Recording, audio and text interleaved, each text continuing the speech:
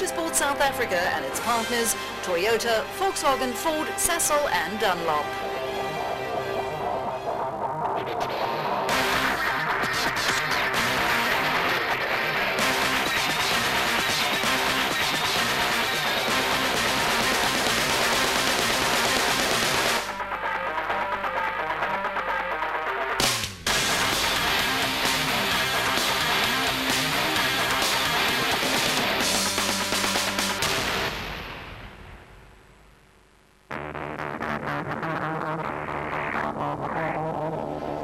During the first round of the championship more than 6 weeks ago in KwaZulu-Natal, the battle lines had already been drawn, with former double champion Mark Cronje and his Ford getting the first punch in with a convincing victory over reigning champion Leroy Poulter in his Toyota, with the Volkswagen of youngster Henk Lateghan in hot pursuit.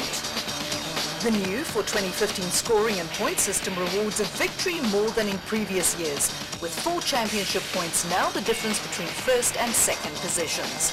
Cronje has 16 points to his name, 4 ahead of Leroy Poulter and 7 ahead of Henk Lateghan. Janelle de Villiers has 7 points, with Jabi van Niekerk on 6. But the 2015 season is only one event old, and what better way to get going than taking on round 2? And it's a big one. The Sasol Rally, or simply called the Sasol, is undoubtedly a highlight of the entire South African motorsport scene each year.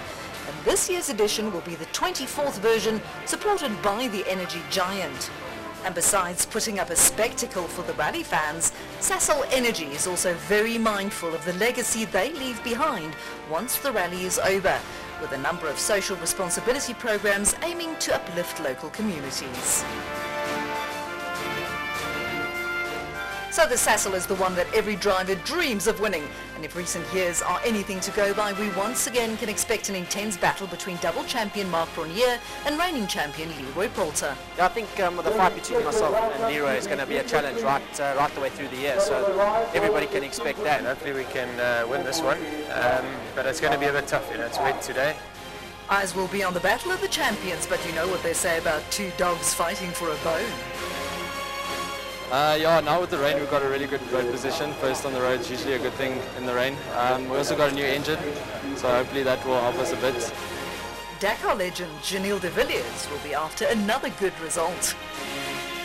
Always after a good result, every rally you start, and it's going to be tricky in this event. It's always a very tricky event. And this will be the second outing for Jabi van Niekerk, with experienced Irishman Gordon Noble reading the notes. Looking forward to it. Just a pity it rained, we did all the pace notes on the drive, now it rains, and so we'll see how much is pickable, yeah. There will most probably be extra pressure on the shoulders of the remaining Volkswagen drivers, seeing that their polos sport large Sasol stickers, and that on the Sasol Rally. Definitely the pressure is always on when it comes to a home event, and sponsors event is very critical. We need to go out there with a good result. We can only do our best and see what we can do. The Premier S2000 class received a major boost on the Sasol, with former driver Theuns Huber making a comeback to the sport, Namibian Thilo Himmel finally getting his season underway, and youngster Ernie van der Walt making the step to the Premier class behind the wheel of a former factory Toyota Yaris. Another Namibian, in the form of Wilro Dippenard, will no doubt mix it up with the front runners, while he'll be joined in the NRC4 class by the likes of Piet Bakkes and Rocky Reinecker. So the Sasol is the one that everyone wants to win most, in front of most spectators, in arguably the most beautiful part of the country, but also on probably the roughest and toughest rally roads that South Africa has to offer. And to make matters even worse, torrential rain in the hours before the much-anticipated start had turned the already tricky stages into a mud bath. And it's youngster Henk Lateghan who will have the honour of opening the wet roads ahead of reigning champion Leroy Poulter. Mark Cronje will attack from third on the road, followed by Jabi van Niekerk and the 2 Volkswagens of Gugu Zulu and Hans Weiss. Janelle de Villiers and Wilro Dippenard will start in 7th and 8th respectively. This is the York Timbers plantation of Olifants 14 kilometres of muddy rally roads on the outskirts of Sabi.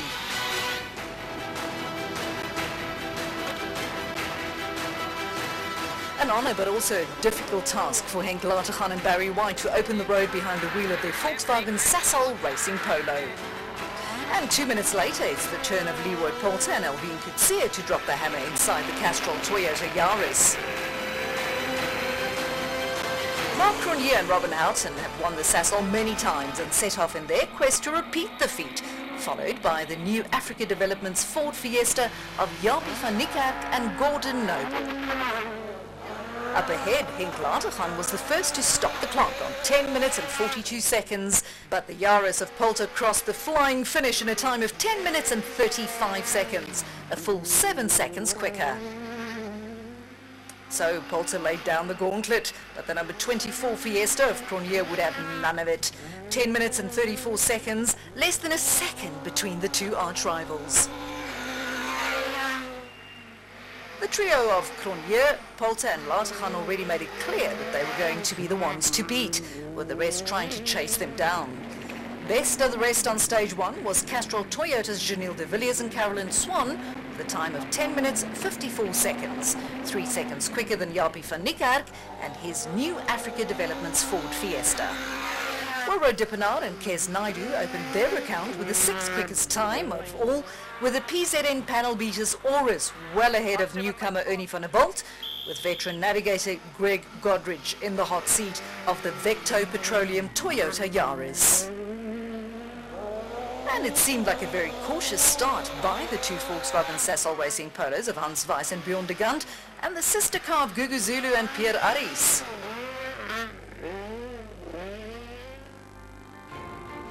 Stage 1 was, however, child's play compared to what lay ahead on stages 2 and 3.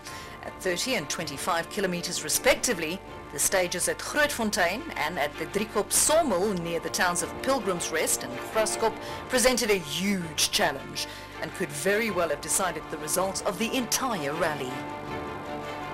It's Henk Latergan with Barry White reading the notes on the treacherous stage 2 inside the Volkswagen Sasol Racing Polo, who ventured into the stage from first on the road, followed by the Castrol Toyota Yaris of champions Leroy Poulter and Alvin Coetzee. Another 2 minutes later, it was the turn of former champions Mark Cronje and Robin Houghton in the number 24 Ford Fiesta. Up ahead, Latergan was negotiating the tricky conditions and approaching the end of the stage. He crossed the flying finish with the benchmark time of 21 minutes 38 seconds, despite driving the last 5 kilometers with a flat tire.